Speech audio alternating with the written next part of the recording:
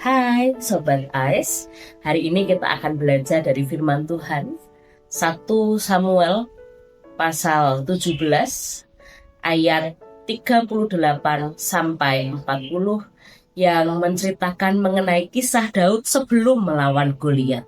Sebelum Daud melawan Goliat, kalau kita perhatikan kisahnya, Saul sempat memakaikan baju perang kepada Daud. Kemudian Daud mencobanya dan akhirnya Daud memilih untuk tidak menggunakan baju perang atau perlengkapan yang telah disiapkan oleh Saul itu. Kenapa? Karena dia tidak terbiasa dengan hal itu. Justru sebaliknya, dia memilih peralatan yang sudah ia dekat selama ini atau sangat ia kuasai. Apa saja itu?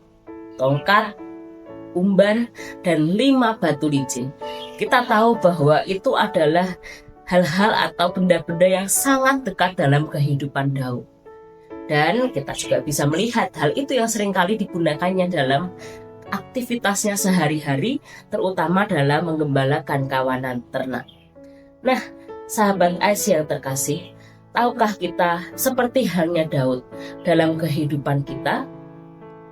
Tuhan itu telah menuntun dan membentuk hidup kita seturut dengan kehendaknya, dan pengalaman hidup kita sesungguhnya adalah bekal bagi kita untuk menghadapi tantangan hidup di masa kini atau yang saat ini kita hadapi. Setiap kita dibekali dengan hal-hal yang berbeda. Kita tidak harus jadi sama seperti orang lain dan menggunakan sesuatu hal yang jauh dari kehidupan kita. Tapi coba mari kita lihat hal apa yang Tuhan bentuk dalam kehidupan kita. Kemudian pribadi atau kelebihan apa yang bisa kita miliki setelah selama ini kita memiliki pengalaman hidup berjalan bersama dengan Tuhan, seperti halnya Daud. Dan ketika Daud memilih untuk menggunakan potensinya atas pembentukan Tuhan atasnya, ia maju dengan pertolongan Tuhan, dengan nama Tuhan, dan ia akhirnya menjadi pribadi yang menang saat melawan Goliat. Nah, kita semua juga akan menghadapi Goliat-Goliat kita di masa kini, bukan? Entah pergumulan ekonomi, entah saat ini kita bergumul mengenai relasi kita untuk diterima oleh banyak orang, atau untuk menjadi pribadi yang menjawab kebutuhan banyak orang. Mari kita coba lihat apa yang Tuhan selama ini telah proses dalam kehidupan kita.